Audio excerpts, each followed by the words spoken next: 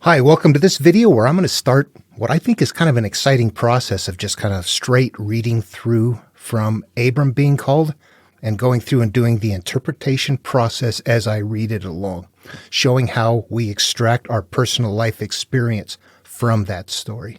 You interested in that? My name is Dan Paulson and welcome to the channel, Just One Truth. There's one template in all of these that I'm looking for. I'm finding it and I'm learning how to extract it. And in this video, I'm going to be able to go through and show the coarse pieces of the template. There's a lot of finer detail in there that I recognize as detail, but I don't know what it is yet. But for now, let's go ahead and get started.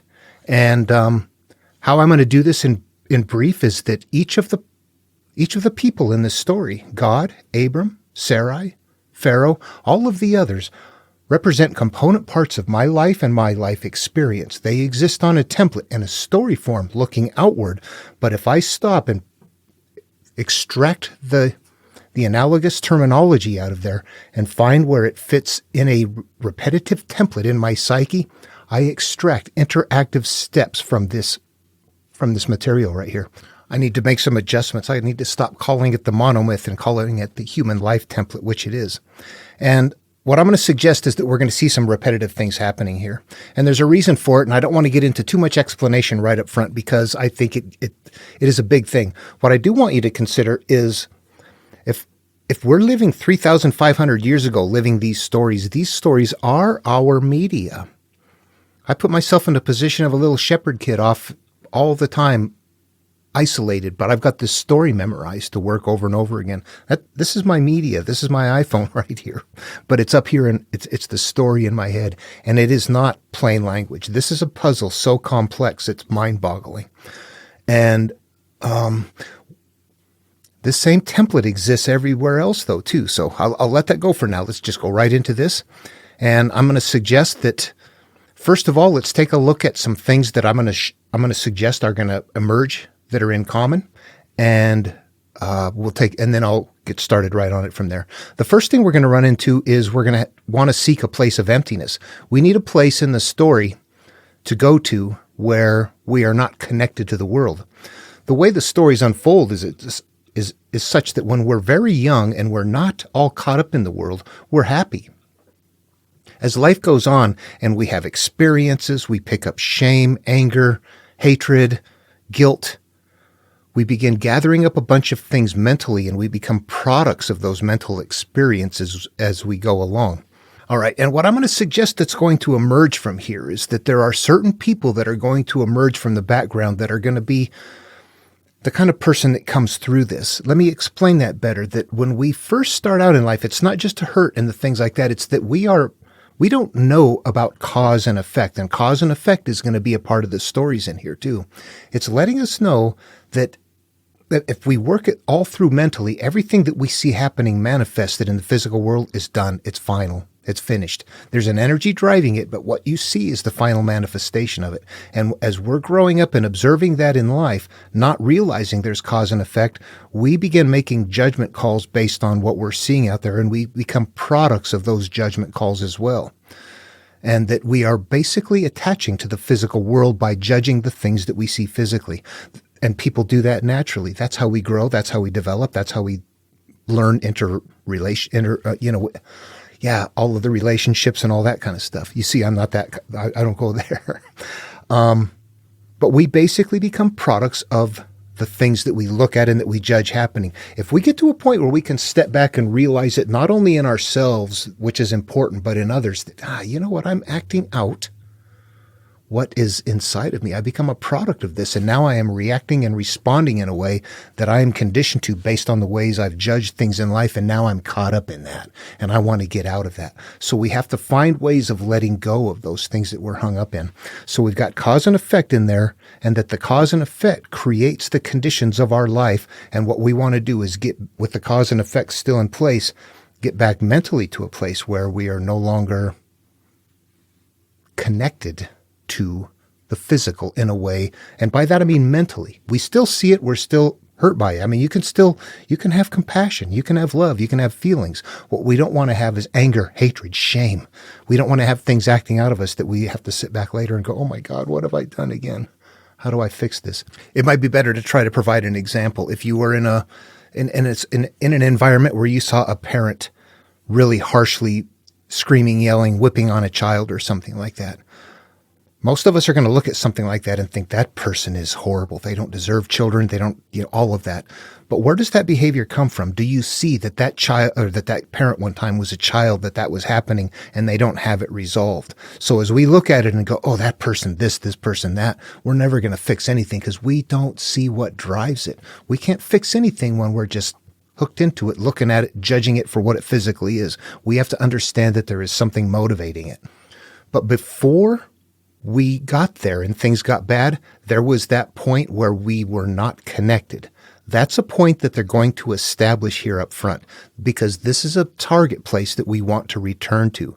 We want to get to this place of mental emptiness. And by that, it doesn't mean not being intelligent, smart, anything like that. What it means is not harboring and holding shame, pain, hurt, all the things that you can't get out of you. Let me put it metaphorically this way. We should be able to stand naked in public.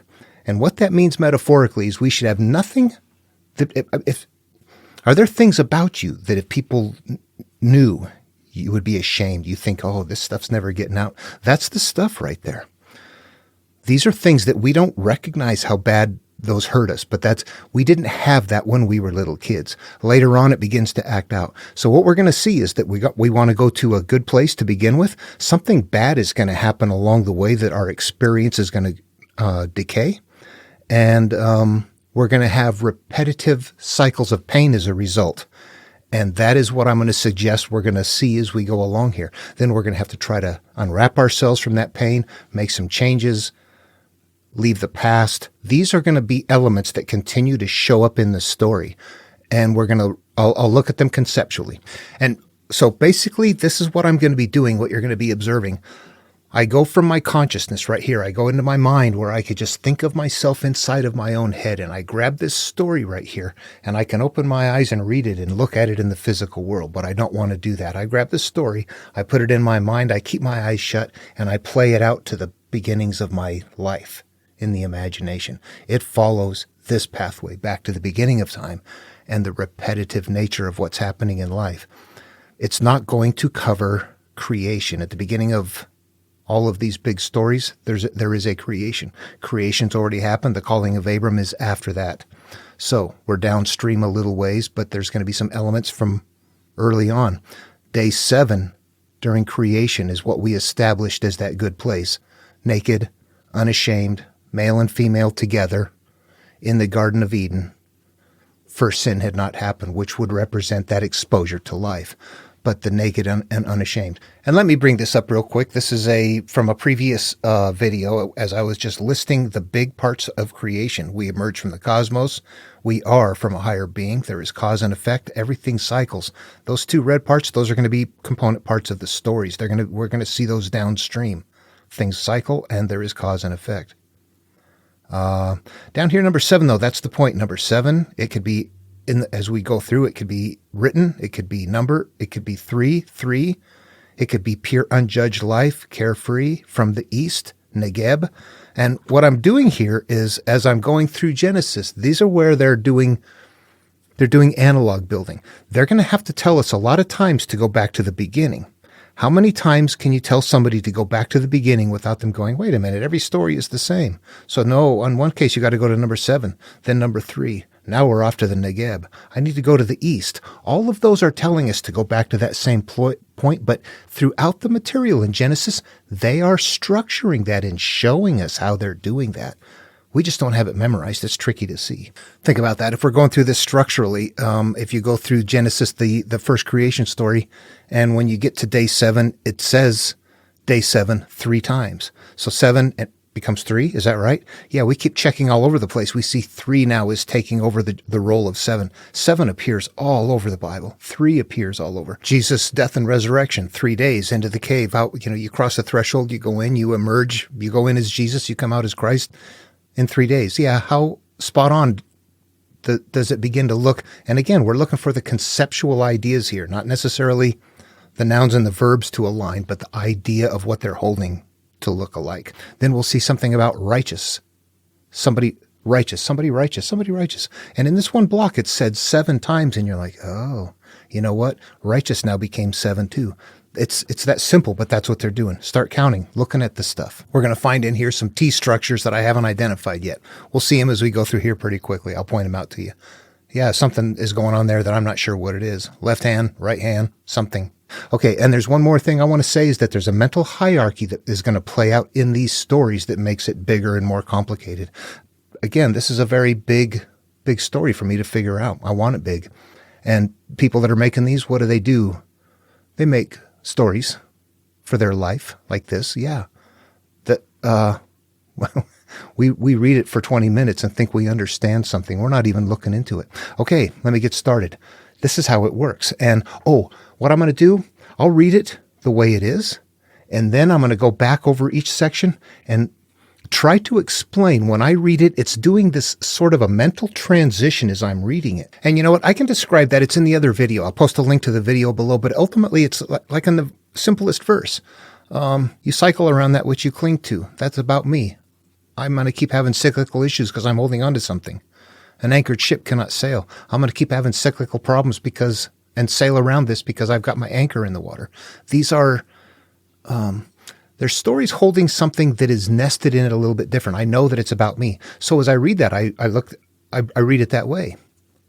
Cleaning the inside of the cup, cleaning out the inside of my mind, because the one who made the outside, that's me, also made the inside. I'm the one that made the decisions about what was going to be in that mind right there. So as you're reading them, you're making this decoding process as you go along. It gets a little thicker here because now all of a sudden we're going to go into that mental hierarchy and sections of what we are. The higher being, the conscious, the subconscious, life experiences. I'll just talk about that as I go, and let's let it grow. Okay, here we are, Genesis 12, Abram and Sarai. And if you're curious, I kind of am restructuring the Bible to suit my needs better. And so I take out the verses that were put in by Christians later. And if you look through them, you'll see that it really breaks things up. There's patterns in here, and all of those verses just felt like they were like, I don't know, like things to trip you up all over the place. So I took them out and kind of sectioned things different. But you'll see if I misspell Abram and Sarai, there's things that I will do in here. I will do a search, a find, as I'm looking for commonalities. I don't have this memorized. And I want to make sure that I don't type in something that, if I search for Abram, I don't want it to come up too many times, or I don't want to add one in. I just want to stick with what is actually in the story. There's reasons for that. There's things happening in here that are number sequence crucial. Very number sequence crucial. That's how they're encoding the material. But we have to find it in here. Okay. Genesis 12, Abram and Sarai. This is when Abram is going to be called. The very first calling in Judaism. Now the Lord said to Abram, "Go from your country and your kindred and your father's house to the land that I will show you. I will make of you a great nation, and I will bless you and make your name great, so that you will be a blessing." Now something that emerges right here in the beginning. Go from your country and your kindred and your father's house. This is your past, to the land that I will show you. You're going to be leaving, Jesus is going to have something like, leave your family behind and follow him. It's going to follow the same pattern. It'll sound quite a bit different, but that's, you'll find that as a common start. You're going to go off and, to me, the best that I can understand this right here is it just seems to me like the idea that whatever your roots are, wherever you came from, whatever family you came from and belief system, you're going to be leaving that behind if you go on this path, because, it's going to be that way for you. That's how I see that. I think in the strictest sense, this means turn inward, rely on yourself. Do not listen to others teach you. This is an inward path. Turn inward. That's what I eventually get out of this. If I keep working it through my head, put it every place it fits, work out everything I can from it. Think of it. This is what I'm going to do. Now the Lord said to Abram, what is that? Now the higher being said to my current conscious self, go from your country. What is my country? It is where I live. And your kindred. It is where It is who I am living with, and your father's house. This is my past to the land that I will show you. I need to go to a new place, and I will make of you a great nation, and I will bless you and make your name great, so that you will be a blessing. We're looking for our monkhood right here. If you our purity, it means leave the past, turn inward. I will bless those who bless you, and the one who curses you I will curse, and in you all the families of the earth shall be blessed. And remember, before I read on, that this is playing out in my psyche. This has to somehow fit there, so keep that in mind. So Abram went. Abram is my conscious at this point in time, while I am prepared to go back and start looking at my history. I am Abram in my conscious self, and the Lord is my higher being, the part of me that knows better, but I've not let have charge. We're now working together, the higher being and the consciousness. So Abram went as the Lord had told him, and Lot went with him. Abram was 75 years old when he departed from Haran.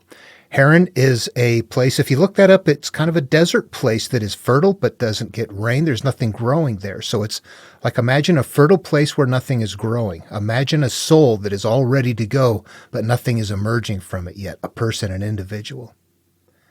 He departed from there. He was 75 years old. So that 75 years old sounds like something there. That's the time. Is that like this transition between day 7 and day 8? I'm not sure. Abram took his wife Sarai. Sarai is my inner being. And his brother's son, Lot, and all the possessions that they had gathered, and the persons whom they had acquired in Haran, and they set forth to go to the land of Canaan. All right, it's getting thick. We're getting a lot of pieces and parts in here. I want to talk about one, though, that says the persons whom they had acquired in Haran, and they set forth to go to the land of Canaan. Okay, think about this for a minute.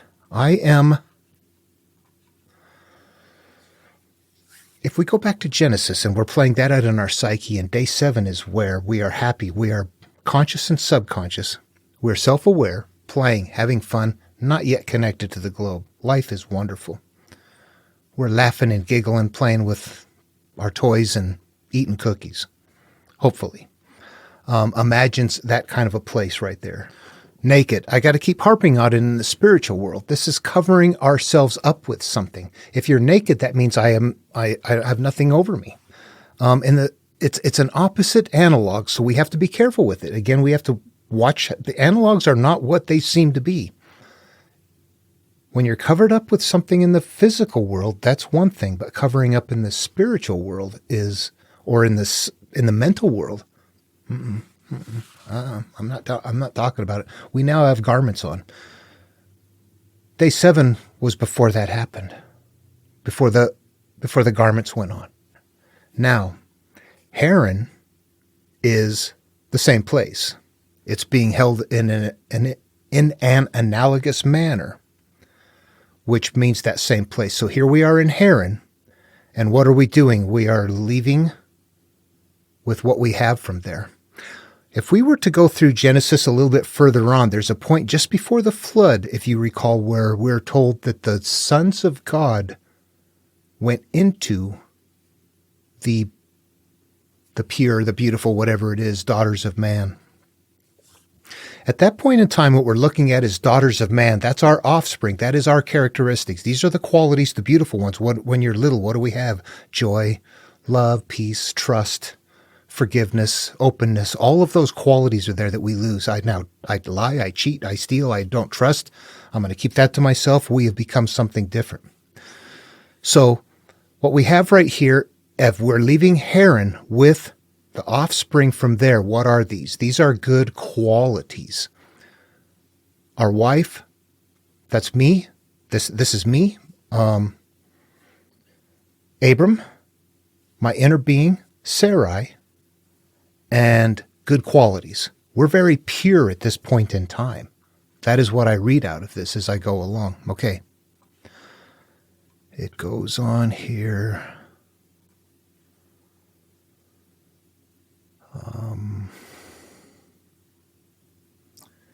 Abram took his wife Sarai and his brother's son. I did that already. When he had come to the land of Canaan, Abram passed through the land to the place at Shechem, to the oak of Moreh. At that time the Canaanites were in the land. Excuse me for butchering some pronunciations. I don't know these. I don't care about them. What I care is what they mean. What does Canaan mean? What does Abram mean? I know what Abram, that's me on my path. What is Shechem? What is the oak of Moreh? Canaanites and Canaan, that's the good place. That's where we want to be. So we had come to the land of Canaan. We've done all this. We're in a good place. We are in a happy place. We've lived here in the purity. We're in a good place to live right now. Then the Lord appeared to Abram and said, to your offspring I will give this land. So he built there an altar to the Lord who had appeared to him. You know what? I got to back up for a second. I missed something up here. Did you see up here where it says, I will bless those who bless you, and the one who curses you I will curse, and in you all the families of the earth shall be blessed. Play these out in the psyche again. I will bless those who bless you, and I will curse those who curse you. That's cause and effect. That is the measure you mete unto others will be likewise meted unto you. That is karma. That is from the higher being. This is whatever. I will bless those who bless you. I will curse those who curse you. Whatever happens, there's going to be a reciprocity right there. I missed that. I forgot that. There is a hint in the beginning that there is cause and effect, and that all of the offspring, everything after, emerges from us this point right here, right now. Whatever I'm going to become in life, good, bad, all of the myriad of things are going to be my offspring. And they're going to emerge from this point. Okay, let me get back in where I was.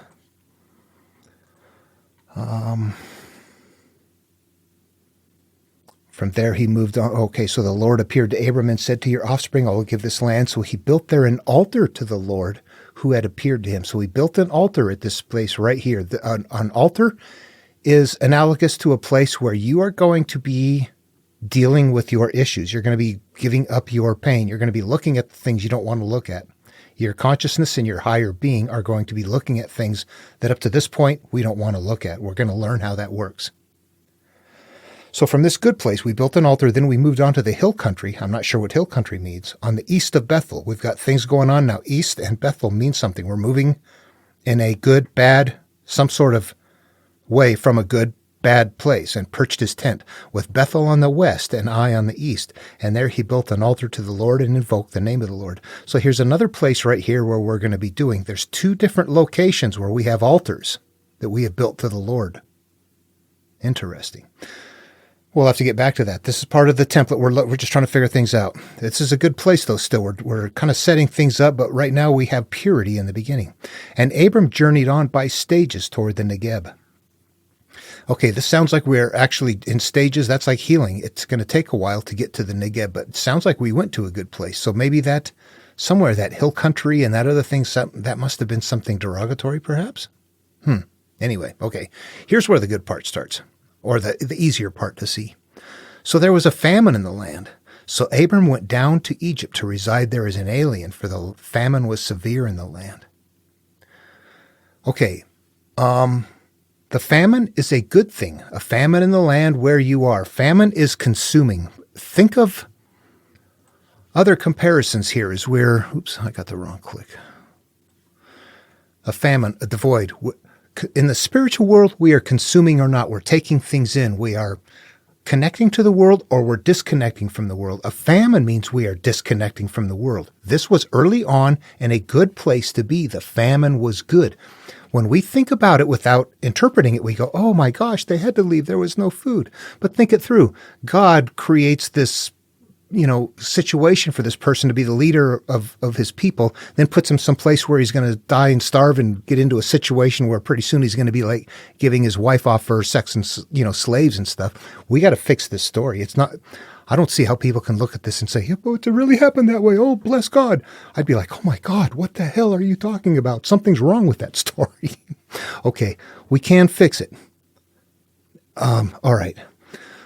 So what we're seeing here in that famine in the land is actually what's going to happen downstream. We know this story from Exodus. After you cross the threshold, you go into the desert and have nothing but manna. You got a famine in the land, consuming only what you're supposed to at that time for healing. What we have right here is leaving a good place. That famine in the land makes it sound like, oh, those poor guys, they had to leave. No, on the template, this is a good place. Dismiss ourselves from the emotional impact of the sound of the analogs. So he headed out to Egypt with his wife. When he was about to enter Egypt, he said to his wife Sarai, "I know well that you are a woman beautiful in appearance, and when the Egyptians see you, they will say, 'This is his wife.' Then they will kill me, but they will let you live. Say you are my sister, so that it may go well with me because of you, and that my life will be spared on your account." Okay, I don't know how much to unwrap out of this, how much is superfluous, but in the larger sense, what this is basically, if you look at it, this is the conscious and the subconscious, living life early on when you're pure. You're now giving yourself over to life experiences. Pharaoh is that. You are now going out and just having life experiences. You're giving your inner being over to whatever is going to happen. But those are things that you are going to put in there through the thought processes and perceptions and the emotional impact of your own life experiences. You know, as I'm making this video, things are emerging, and I want to speak a little bit to the idea that he has fear and wants to give his wife over. This actually, in some ways, emerges in other material in very subtle ways. I'm beginning to see something different here. Cain and Abel, when in the end Cain is left to walk the land on his own, he's afraid he's going to be killed, and God puts a mark on him so that no one will kill him. Here we have Abram afraid of dying. In the Argonautica, the Jason and the Argonauts movie, there is a point where Hera tells Pelias represents who your earlier self is, who wants to kill Jason so that Jason cannot take over the land. But Hera tells him, if you kill Jason, you kill yourself. So I'm beginning to see this idea wrapped up in here that somehow the conscious is just, they're representing this idea that, you see the commonality? That one's, boy, I'll have to let that one grow, but I'm seeing something emerge there. So Pharaoh represents life experiences that we're going to have. And Sarah being, she's pure in the beginning, and us saying go for it is just really saying, let's go live life. This is going to be a repeating concept. This is going to be, it doesn't sound like it, does it? This is first sin. It is going ahead and now giving up yourself to experiences that you're going to lose your happiness. That is the conceptual part of this story right here. If I move along here, sorry, I'm so cumbersome and jumping around. Okay, so when Abram entered Egypt, the Egyptians saw that the woman was very beautiful. When the officials of Pharaoh saw her, they praised her to Pharaoh, and the woman was taken into Pharaoh's house. So we're still just saying we're living life really not paying attention to what's happening to our inner being. And the sex represents collecting things, and you're going to be giving birth to later on that are not okay. I don't know if that's held in this story. I don't think so. Let's move on though. Let's see how crazy this sounds. And for her sake, he dealt well with Abram, and he had sheep, oxen, male donkeys, male and female slaves, female donkeys, and camels. Okay, so right there, what we're seeing is that our inner being, Sarai, is now collecting things that are being held in these some sort of analogs. The sheep, oxen, male donkeys, male and female slaves, female donkeys and camels. Those are all analogs that represent something that is not what they sound like here. They are analogous. Everything gets translated. But let's take a look at something there too. What I believe these are, it emerges from early on, that sheep, oxen, donkeys, all those, the animals are things that we do. Those are acting out. It seems to me like a bird of the air is thinking. I hate you. I never admit that. That's just a thought, a bad thought, a bad demon whisking around up there. And if I'm acting out, I can act out in good ways. I'm helping you. I'm being kind. Or I can act out in evil ways. I'm punching you. I'm hitting you. I'm hating you. I'm doing things. And these are held in on the earth, the planet of the world, the things that we are producing. So they're using those as analogs to say that what you are producing from your life experience, from what is your world, are these things. This is where one of those T structures come into play that I was talking about. Do you see something right here?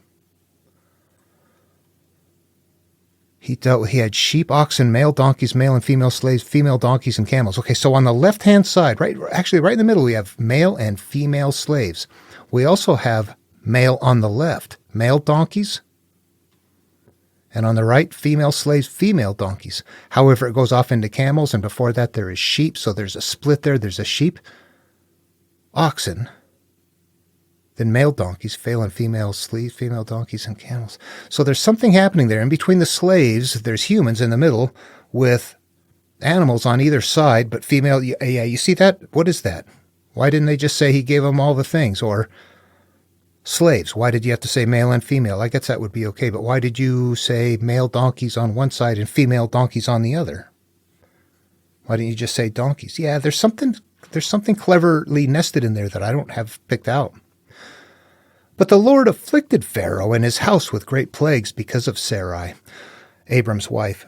So Pharaoh in this case represents our past life experience, and our past life experience is now really not doing okay. Great plagues because of Sarai, Abram's wife. Because of what has happened, we are now having this life experience. This is my house. I am living here. Actually, I need to leave it behind, but I am living in a house that I don't want to live in. This is not where I belong. I am in an experience with bad things happening, my cyclical pain happening, coming around and around because of what I have collected.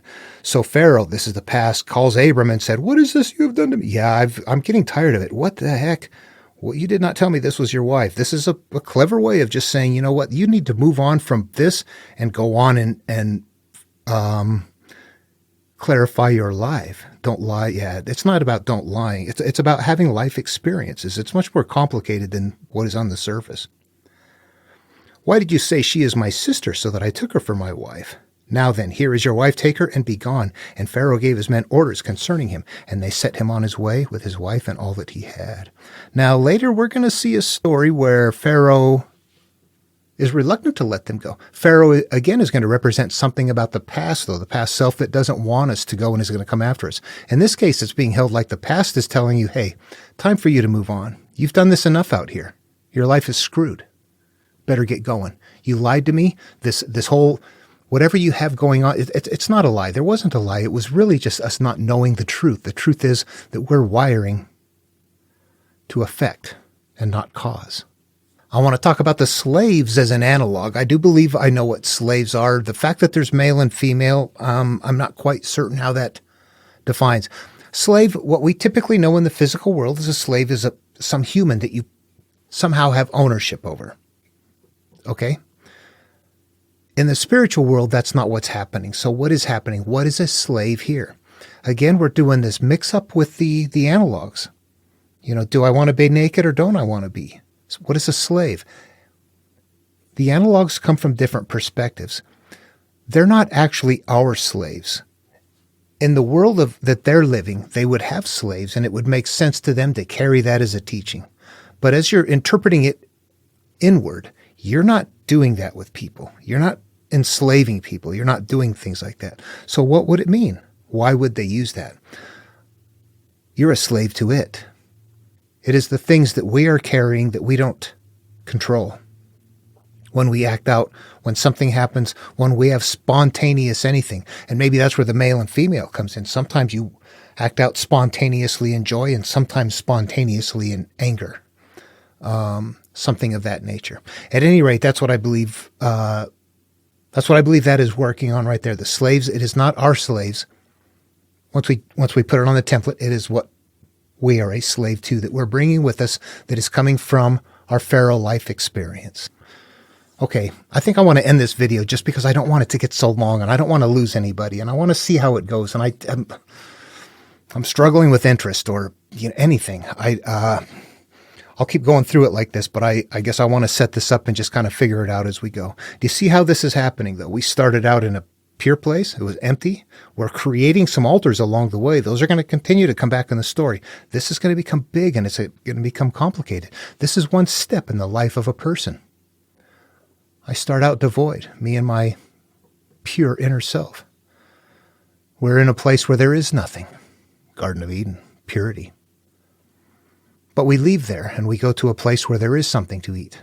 But because of whatever reason, we give up our inner selves. We've now essentially created first sin or done the first sin concept. What we're doing is experiencing life now and losing that happy place. That joy that we once had is now gone. Sarai is accumulating those life experiences in the same way that Eve did. Okay, then the cyclical pain is there, and then the necessity to leave that behind right now. And that's exactly where we've left it at this point. Okay, with me? Comments? Questions?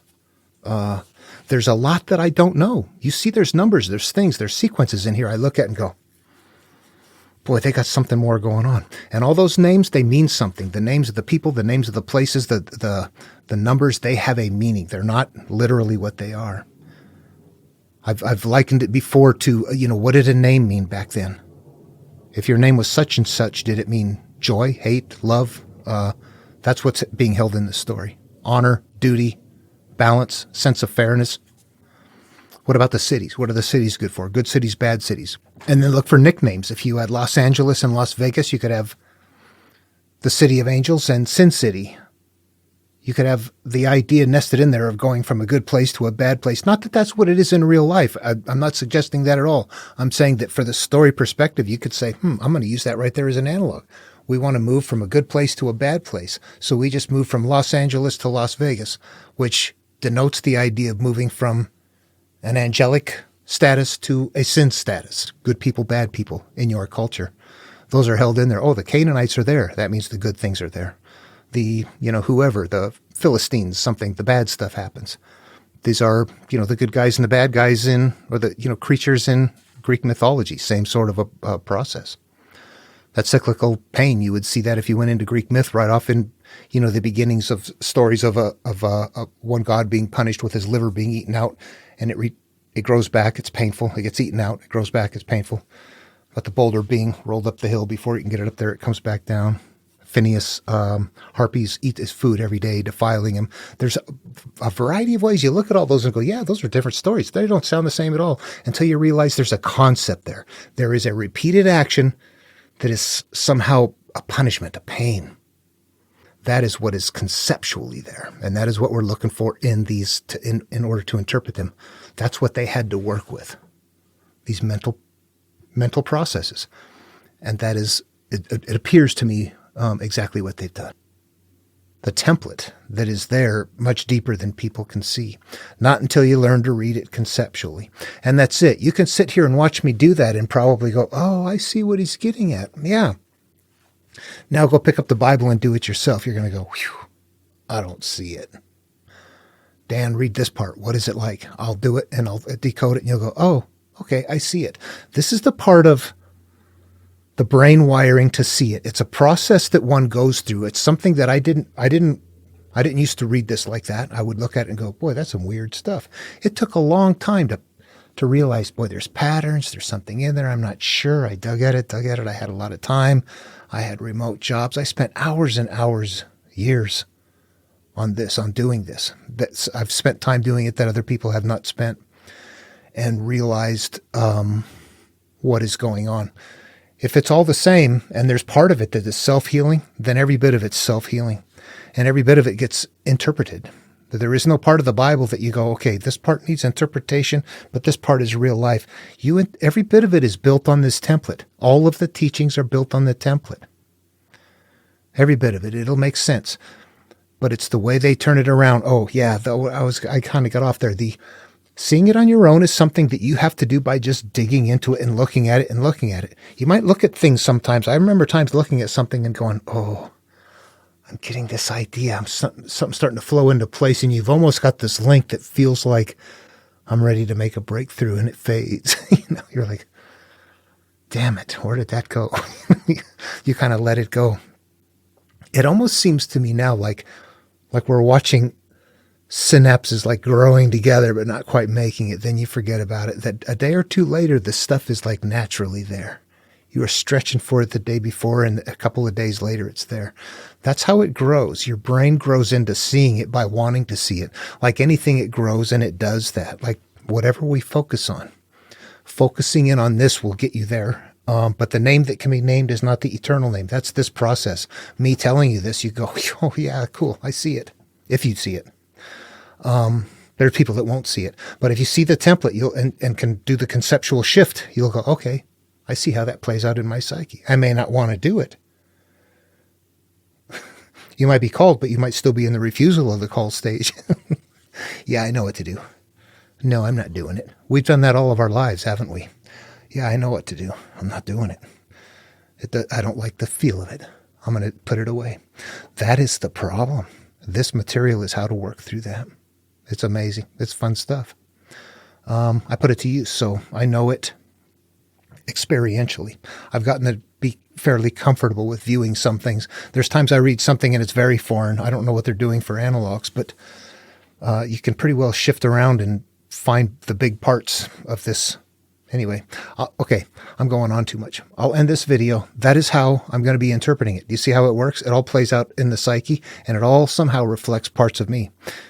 Right now, it's simple, and there are pieces and parts there that are more detail than I know what they are. I can see the big pieces. We are leaving with some stuff from the past. What a camel is, and a donkey is, and a female this. I'm not sure. I don't know exactly what those are. They're using those for something. The slaves to me seem to me like that's stuff that we're bringing with us that hurts us. We're slaves to them. And there's like a balance, a left and a right, a good and a bad. There's always a balance.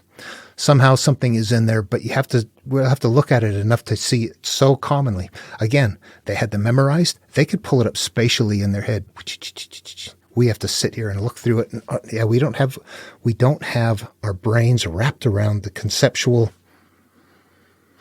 understanding because I think short of memorization, it's going to be difficult to see that. And in their culture, knowing that, this means this or that means that. Is that a good thing or a bad thing in the culture? We're so far removed from it, we don't know. Some of it you can figure out. Noah, naked, drunk in his tent after the flood, was a good thing. That means he's feeling good, and he's now uncovered. We have to unwrap some stuff, and it takes a while. Okay, hope the video was interesting and fun, and feel free to post any questions or comments. See you on the next one. Take care.